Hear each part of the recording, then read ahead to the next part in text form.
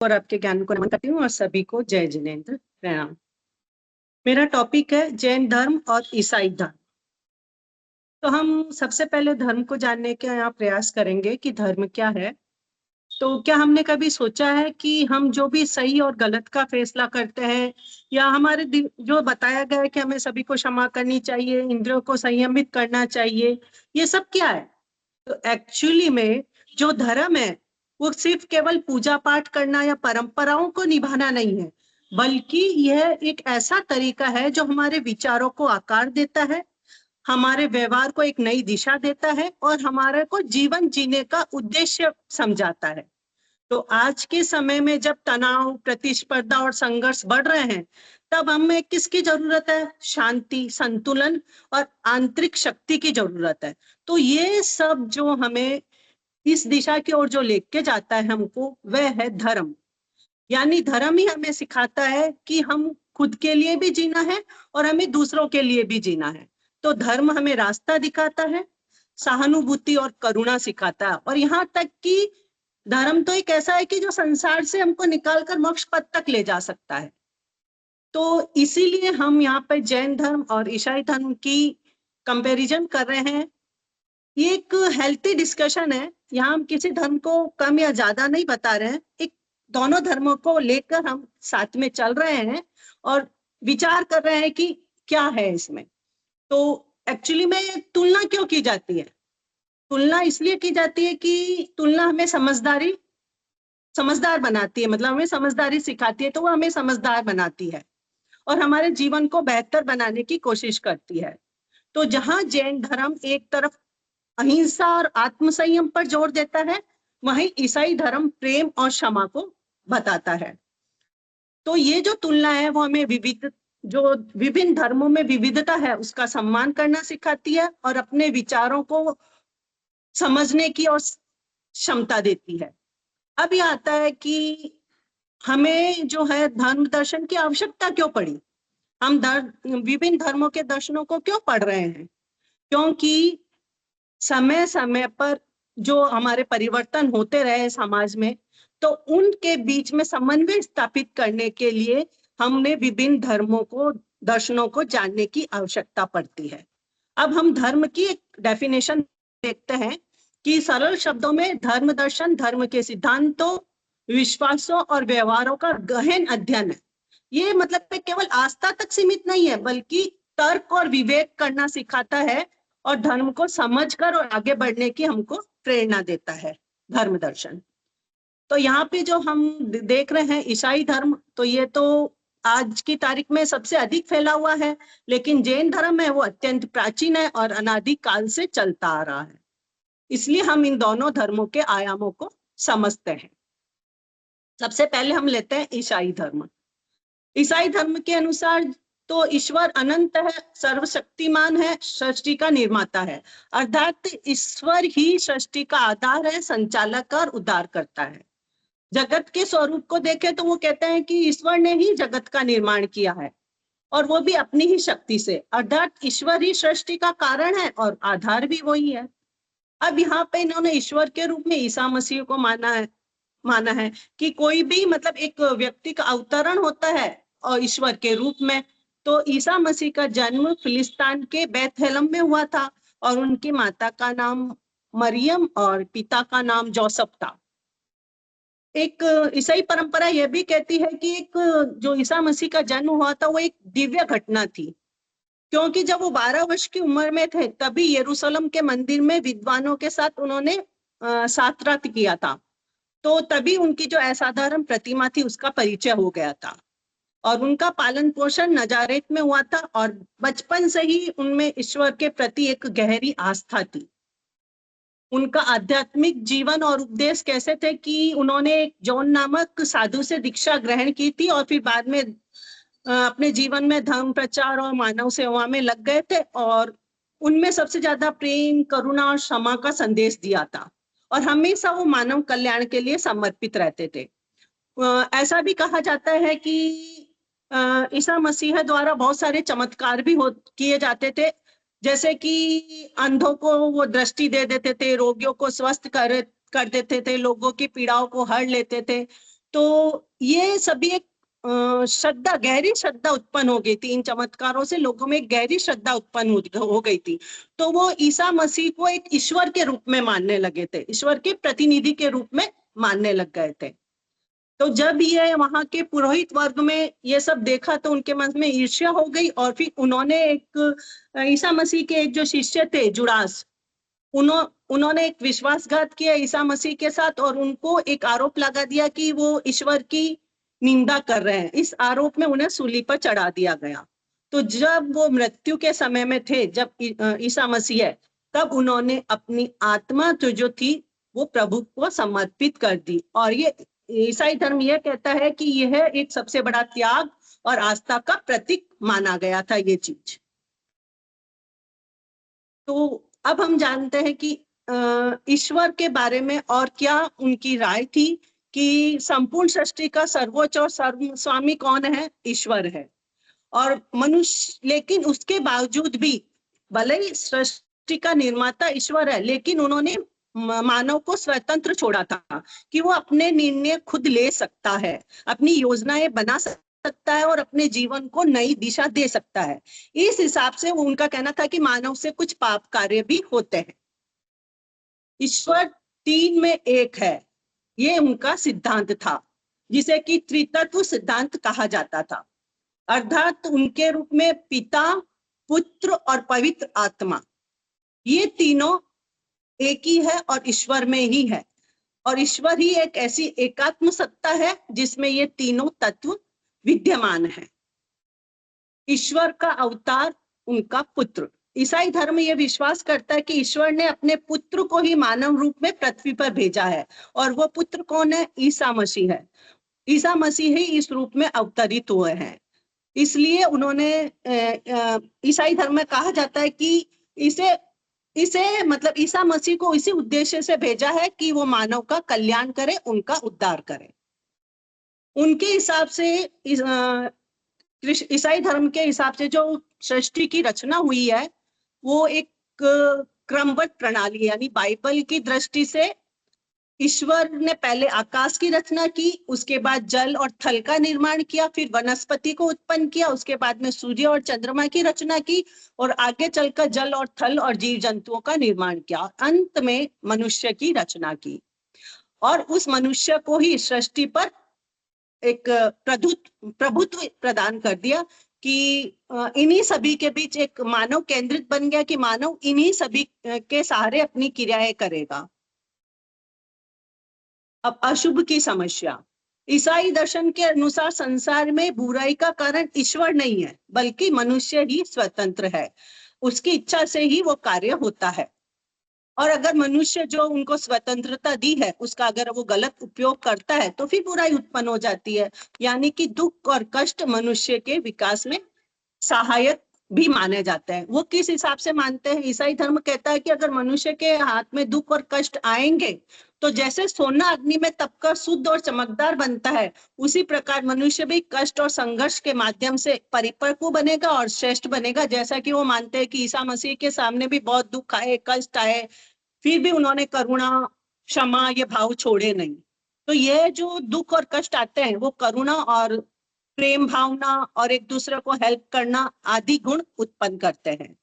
उनका कहना है कि जैसे अनेक कष्ट और यातनाओं को सहते हुए ईसा मसीह सूली पर चढ़ गए थे, वैसे ही व्यक्ति को घबराना नहीं चाहिए, बल्कि अपने जो गुण है मानवता का, वो उनके ऊपर चलते हुए अपने अच्छे कर्म करते रहने चाहिए। उसी से वो अशुभ से मुक्ति प्राप्त कर सकता है। और ईसाई धर्म के अनुसार मुक्ति के मार्ग है ईश्वर में विश्वास करना, समर्पण करना और ईश्वर की भक्ति करना। अर्थात ईश्वर का उन्होंने ईसा मसीह के की भक्ति करना बताया है। ईसा मसीह के प्रति समर्पण हो जाना, ईसा मसीह की भक्ति करना और उन्हीं की बातों पे, उन्हीं के कानूनों पे विश्वास करना। ईश्वर और ईशा में विश्वास, केवल ईश्वर में ही विश्वास, यानी ईसा मसीह पे विश्वास है। उन्होंने स्वयं ने कहा था, मतलब ईसा ने, कि मैं और मेरे पिता एक है और उनके बिना कोई भी ईश्वर तक नहीं पहुंच सकता। अर्थात ईसा ही ईश्वर का माध्यम है और मनुष्य ईश्वर के निकट पहुंच सकता है। अब है भक्ति और कर्म संबंध। तो ईसाई धर्म में मुक्ति के संदर्भ में भक्ति और कर्म दो बताए गए हैं। केवल ईश्वर में विश्वास ही मतलब मुक्ति का कारण नहीं है, बल्कि कर्म भी करना पड़ता है। उनकी विचारधारा यह है कि अच्छे कर्म भी आवश्यक है और वो ही मुक्ति की ओर लेके चले जाते हैं। नीति शास्त्र क्या कहता है? उनका नीति शास्त्र में था कि उनका एक था कि शैलोपदेश का महत्व बताया गया है नीति शास्त्र में। उसमें कहा गया है कि ईशा ने मानव जीवन के लिए उच्च नैतिक आदर्श प्रस्तुत किए थे और नैतिक शिक्षण का प्रति एक उनका उज्जवल और प्रभावशाली भाग रहा है। नैतिक गुणों की शिक्षा में उन्होंने विनम्रता, दया, करुणा, प्रेम, क्षमा, सहिष्णुता के बारे में बताया और उन्होंने ये भी कहा कि केवल हत्या करना ही पाप नहीं है, बल्कि किसी के प्रति अगर हम क्रोध और द्वेष की भावना रखते हैं तो वो भी नैतिक रूप से गलत है। अर्थात ईसाई धर्म भी सत्य, अहिंसा, सरलता, क्षमा और प्रेम के सिद्धांत पे चलता है और वो भी कहता है कि हमें आत्मनिरीक्षण करना चाहिए, परनिंदा का त्याग करना चाहिए। उनका जो धन के प्रति जो दृष्टिकोण है और वैराग्य के प्रति जो दृष्टिकोण है, वो ये कहता है कि वो भी धन संचय को उचित नहीं मानते थे। वो भी भौतिक संपत्ति नश्वर मानते थे। मनुष्य को आध्यात्मिक संपत्ति की ओर ध्यान देना चाहिए, उनका भी यही कहना था। और संसार के प्रति उनके भी विरक्ति के ही उपदेश रहते थे कि हमें संसार से विरक्त होना चाहिए। अब यहाँ पे जो ये है, ये कुछ सिंबल्स है विभिन्न प्रकार के क्रिश्चियंस के, क्योंकि जैसे हमारे में कास्ट के हिसाब से अलग अलग होता है, वैसे उनमें भी ये सिंबल्स उन कास्ट के हिसाब से रहते हैं। और उसके बाद में आता है ईसाई धर्म के मुख्य सिद्धांत क्या था? एक तो एक ईश्वर में विश्वास करना, दूसरा प्रेम और करुणा, तीसरा पाप और मुक्ति। यानी मनुष्य पाप करता है लेकिन वो उससे मुक्त हो सकता है। और क्षमा उनका सबसे विशेष गुण था। और एक थी सेवा, जो कि आज हम देखते हैं कि ईसाई धर्म अगर आज फेमस है तो अपने सेवा के लिए ही वो फेमस है। इसके बाद आता है ईसाई दर्शन के बारे में, जो कि उनके सिद्धांत थे वो है एकश्वरवाद का सिद्धांत, यानी एक ईश्वर में विश्वास करते थे और ईश्वर को ही सर्वशक्तिमान मानते थे। प्रेम और करुणा, सच्चा धर्म केवल पूजा नहीं है बल्कि दूसरों के प्रति प्रेम और दया भी दिखाना है।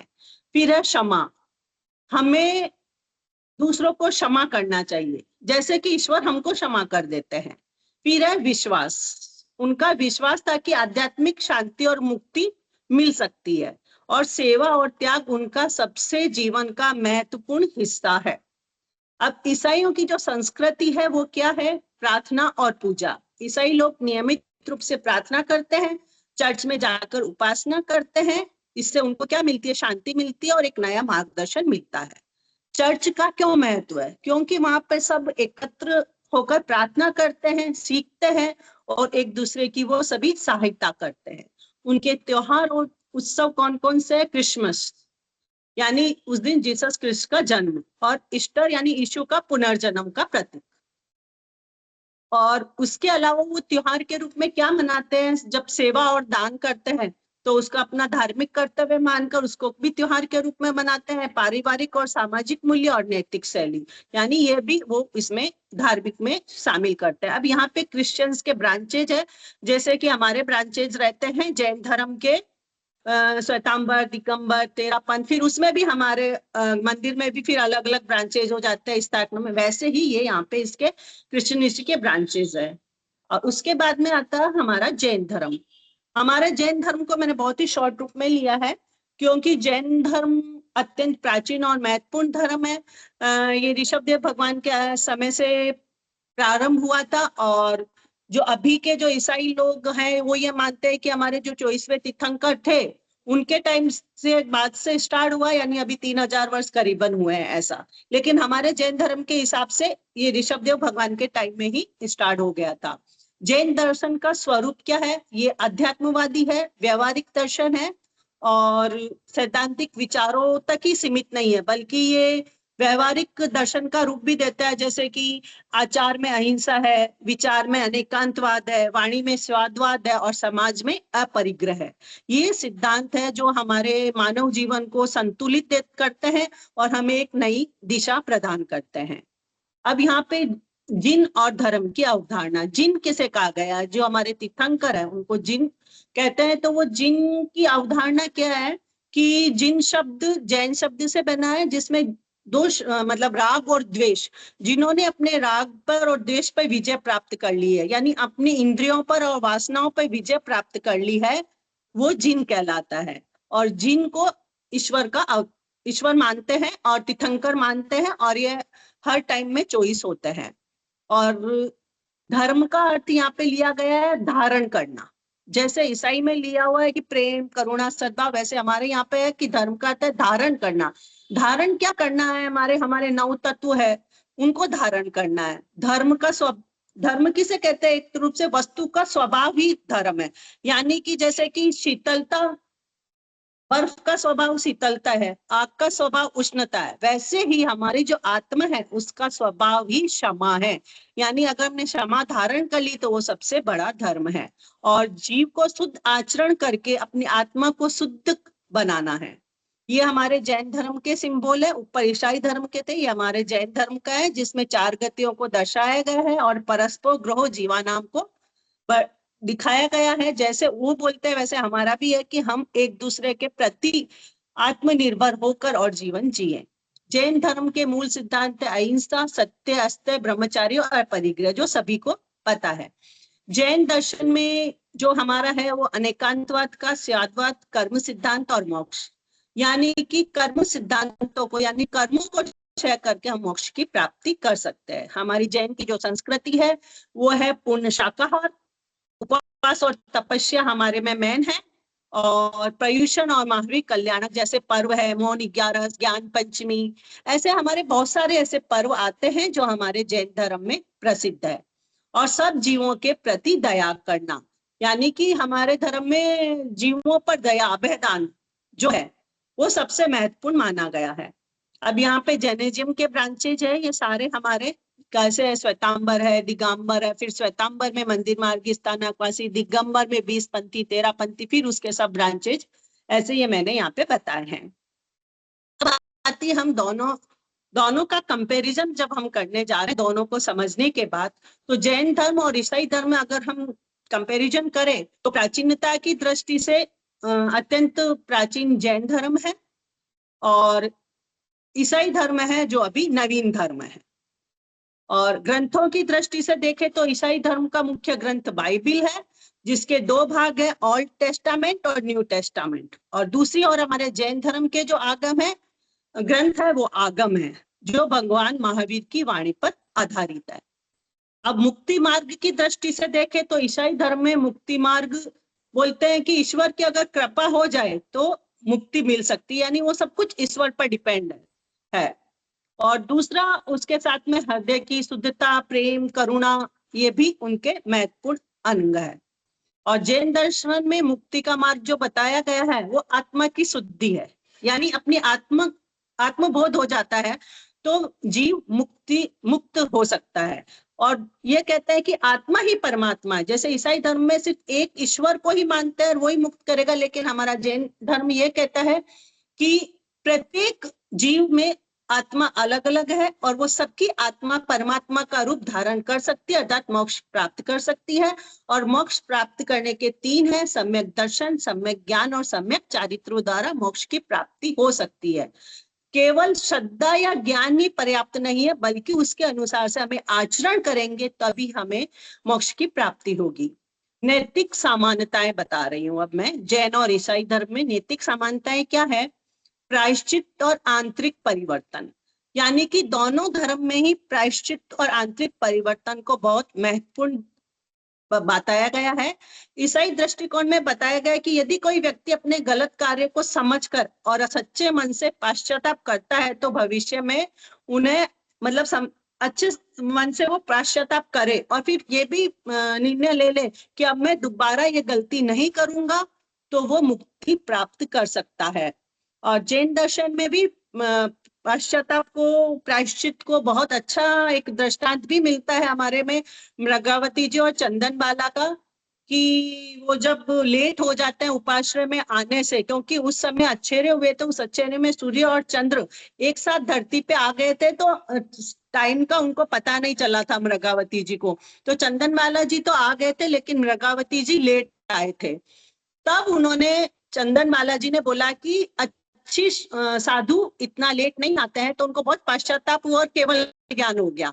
और जब चंदन बालाजी को पता चला तो उनको भी पश्चाताप हो गया, उनको भी केवल ज्ञान हो गया। मतलब मेरे यहाँ कहने का मतलब है कि एक प्रायश्चित करने से कैसे हम केवल ज्ञान को प्राप्त कर सकते हैं, अगर सच्चे दिल से प्रायश्चित करें तो।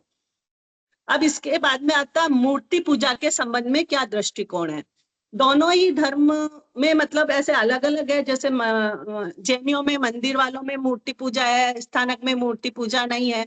और इधर जो है वो ईसाई धर्म में ईसा मसीह को एक पूजा के रूप में मानते हैं। संसार से विरक्ति दोनों ही धर्मों में बताई गई है, दोनों ही धर्मों में आसक्ति को त्यागने पर बल दिया गया है, आध्यात्मिक लक्ष्य को दोनों में बताया गया है, यानी ये दोनों में समानताएं हैं। अब हमारे क्रिश्चियंस और जैनिज्म के ये फ्लैग है दोनों, इनका ये फ्लैग है और हमारा पंचवर्ण का फ्लैग है, ये सिंबल हमारे दोनों के, रिलीजियन बुक हॉली बाइबल और हमारे जैन लिटरेचर्स। और ये वर्शिप ईसा मसीह ही की करते हैं। और हमारे में नवकार मंत्र सबसे, क्योंकि एक नवकार मंत्र भी अगर हम सच्ची श्रद्धा से करें तो वो भी हमें मोक्ष दिला सकता है। यहाँ पे प्रेइंग रिचुअल्स हैं इन दोनों के, फिर प्राइमरी फेस्टिवल्स है, हमारा प्रयूषण है, और ये रिलीजन ऑफरिंग्स है, हमारे अष्ट प्रकारी पूजा कही गई है और भक्ति भावना कही गई है। रिलीजन मॉन्क्स है, ये दोनों के हमारे साधु साध्वी है, और इनके जो चर्च में जो पिता बोलते हैं वो है। अब जैन धर्म और ईसाई धर्म के बीच जो समानता है मैंने एक टेबल के रूप में बताई है, कि नैतिक मूल्य में क्या है, जैन धर्म में अहिंसा, सत्य, करुणा, और ईसाई धर्म में प्रेम, क्षमा, दया, ये दोनों समान है। जीवन का लक्ष्य भी दोनों का समान है कि मुक्ति है, आत्म अनुशासन है, दोनों में अनुशासन को बताया गया है।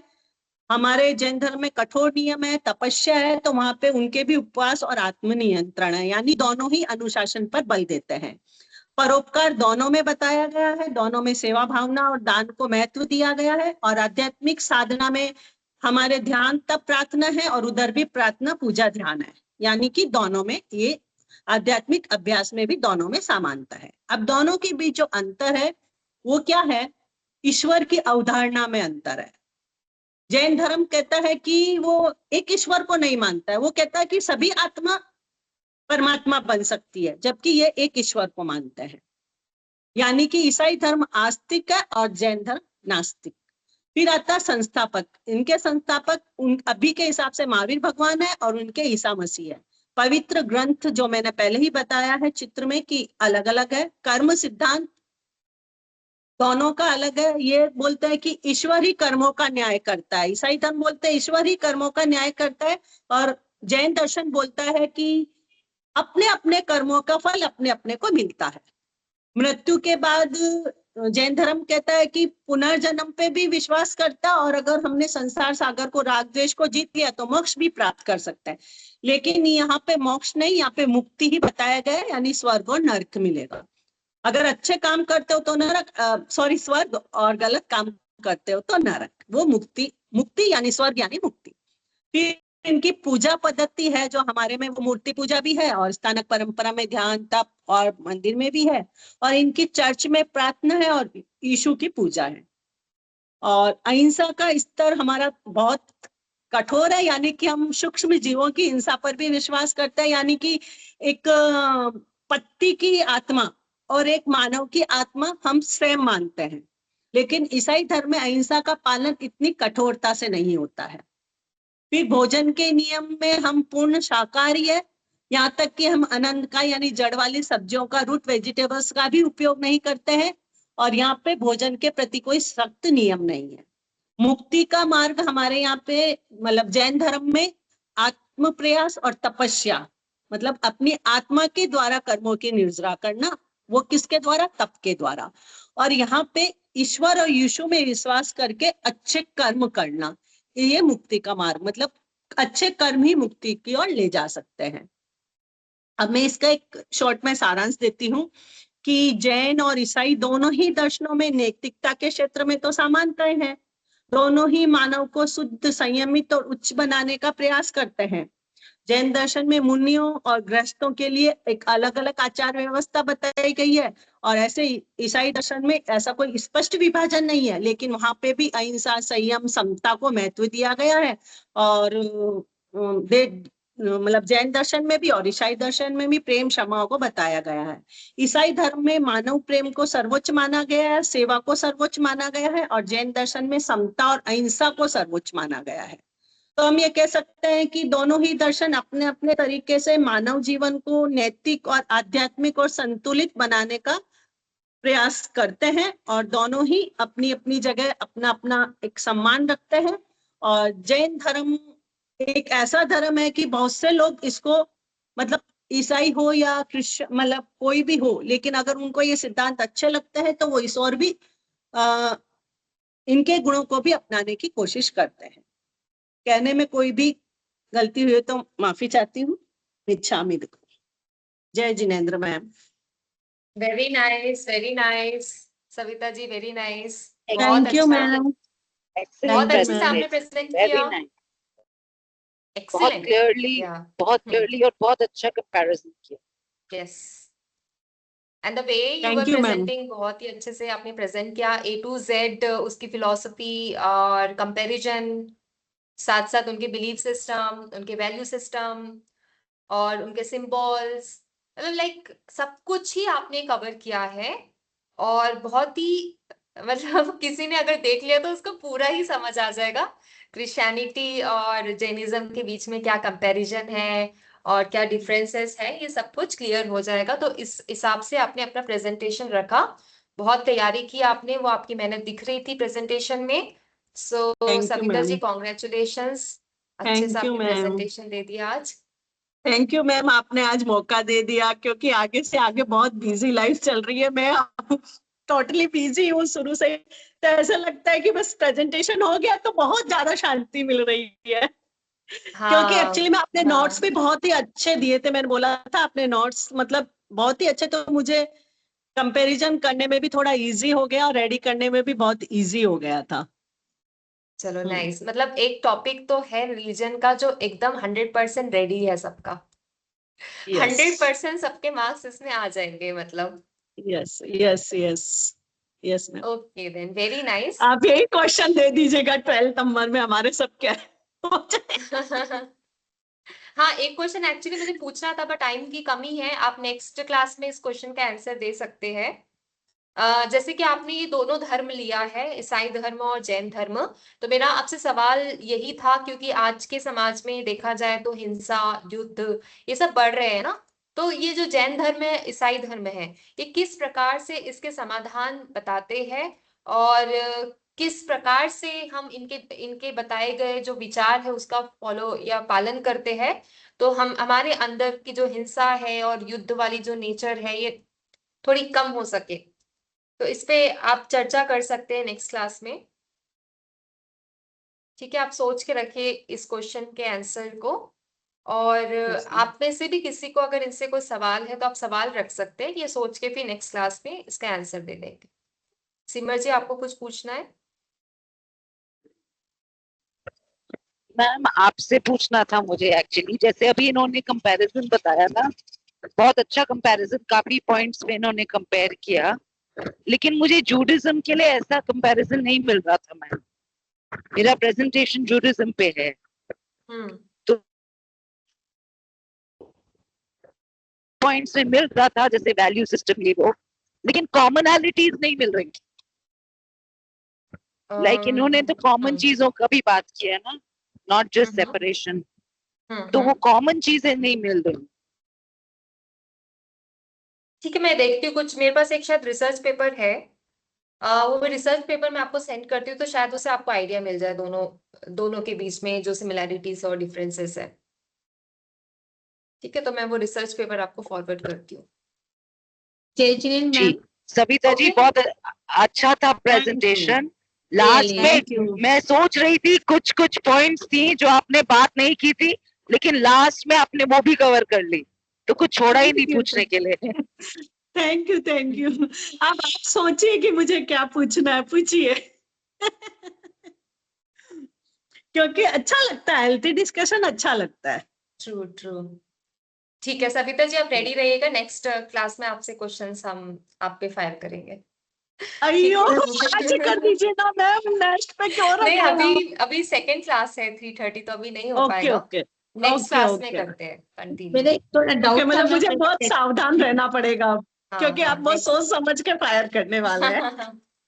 Yes yes. हाँ मैम मेरा था ओके। कि हाँ। वो मेरा वैदिक साहित्य है टॉपिक, तो मैम उसमें कंपैरिजन में वैदिक साहित्य में आगम और वही आएंगे 32 आगम, तो और मतलब बहुत बड़ा हो जा रहा है फिर वो अच्छा, मतलब आपका टॉपिक क्या है? वैदिक साहित्य। वैदिक साहित्य में क्या है, मतलब उसमें क्या लिया है आपने? मैंने ऋग्वेद वगैरह लिए हैं, मतलब और फिर बाद में उत्तर साहित्य भी लिया है, तो वेदांग वगैरह वो सभी है, उपनिषद, आरण्यक और संहिता, तो बहुत बड़ा हो जा रहा है मैम वो तो। और ठीक फिर है, आगम मतलब मुझे दे दो थोड़ा भी बहुत। आगम भी लूं तो फिर और इतना बड़ा हो जाएगा। नहीं, आपसे जितना अभी पॉसिबल हो रहा है 30 मिनट्स के प्रेजेंटेशन के लिए उतना ही टॉपिक डालिए उसमें, उससे ज्यादा नहीं। मैम 30 उससे मिनट्स ज्यादा प्रेजेंट करना है क्या मैम? नहीं, ऐसा कुछ नहीं है, बट मतलब मिनिमम तो 30 मिनट्स करना ही है ना। Minimum 30 minutes. बोलूंगी मैम, मुझे हाँ हाँ, ठीक है। आप सभी लोग को मैं बता देती हूँ, और मतलब आगे का डिस्कशन जो भी है मैं ग्रुप में एक बार मैसेज भी डाल देती हूँ, तो वो क्लैरिटी आ जाएगी। ठीक है, अभी नेक्स्ट मैम क्लास में मिलते हैं, यानी कि कल मिलते हैं 1:30। नेक्स्ट क्लास 1:30 होता है थर्सडे को। Okay yes okay ma'am. Ma'am. ठीक है, चलिए फिर, जय जिनेन्द्र। मैम जय जय जिनेंद्र मैम।